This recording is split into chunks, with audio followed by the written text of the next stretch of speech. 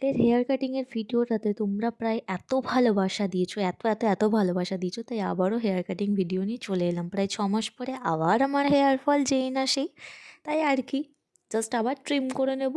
দেখো, সেকশনটা ভাগ করে নিলাম, নেওয়ার সাথে সাথেই এক সাইড দিয়ে তো কেটে নিলামই, তারপরে কি করলাম, দুটোকে একসাথে অ্যাটাচ করলাম যাতে সমান সমান হয়। দুটোকে একসাথে অ্যাটাচ করে নিয়ে আমি তারপরে আবার দেখো ট্রিম করে নিলাম যাতে পুরো সেম সেমভাবে থাকে, কোনোটা যেন উঁচু নিচু যেন না থাকে। দেন আর কি, সব পেছনটা তো ট্রিম করা হয়েই গেল, চুল পড়ারও আর কোনো নাম নেই, আর কোনো কিছুই না।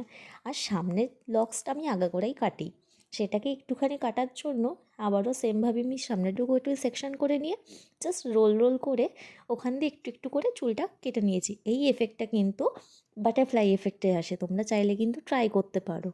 ঠিক আছে, আমার মনে হচ্ছিলো একবারে হয়নি, তাহলে আবার একটুখানি করে নিচের দিকটা একটুখানি কেটে নিয়েছিলাম।